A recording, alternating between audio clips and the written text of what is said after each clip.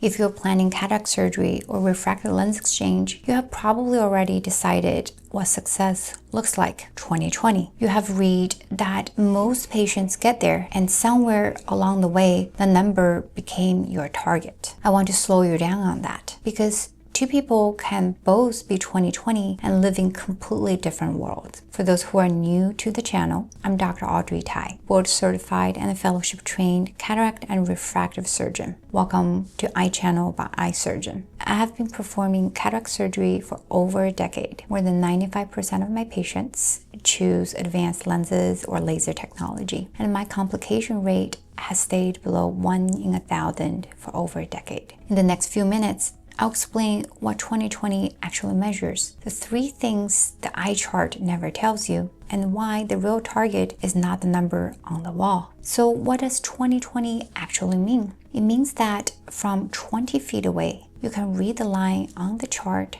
that a person with normal vision reads from 20 feet. That is it. It is one measurement, high contrast, black letters on a white chart in a dim exam lane, one eye at a time, looking at a distance. I always tell my patients that this is a useful number. It is just a narrow one. Your real life is not a high contrast chart in a dark room. Your real life is low light, moving traffic, small print, both eyes working together all day long. So here's what the chart never tells you. The first thing it does not measure is contrast. The chart is black and white, the easiest possible target. Vision is gray road signs at dusk, a face across a dim room, a step that is the same color as the floor. You can be 20/20 on the chart and still feel like the world has lost some of its crispness. That is contrast sensitivity, and the chart does not test it. The second thing it does not measure is night vision. Glares and halos around headlights, the starbursts around a street light. How quickly your eyes recover when the car comes the other way. I always tell my patients that the number on the chart says nothing about how your eyes behave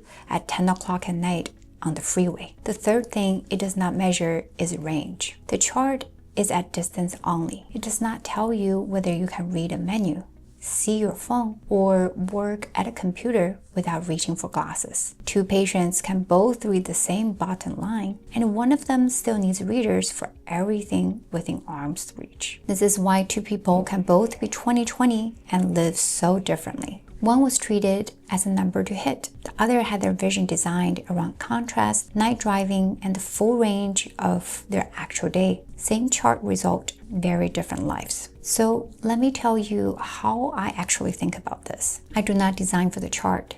I design for the day. Before surgery, I measure more than how small a letter you can read. I look at your contrast, your night vision tendencies, the range you need for your work and your hobbies, and how your two eyes can be set up to work together. Then I match the lens and the plan to that, not to a single number. Not how small, how well, and how comfortably across everything you do. I always tell my patients that 2020 is a starting line, not a finish line. It is the floor we expect, not the goal we're designed toward. So before you choose a lens or a surgeon, here is what I would ask. First, ask how they measure success beyond the chart. Contrast, night vision, and range should all be part of the conversation, not just the 20-foot line. Second, ask how they will set up your two eyes to cover your actual day, near, intermediate, and distance. Third, ask what the trade-offs are for your specific eyes, because every choice trades something, and you deserve to choose with the full picture. If you want to go deeper on how the lens itself fits into this,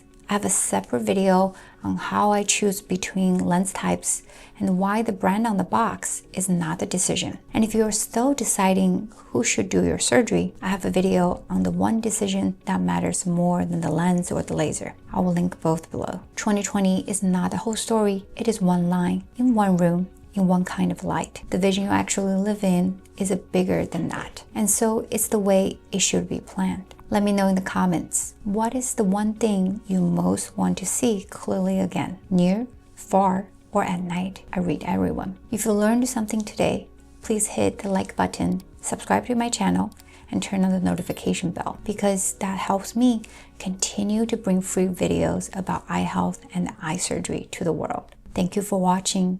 and I will see you in my next video.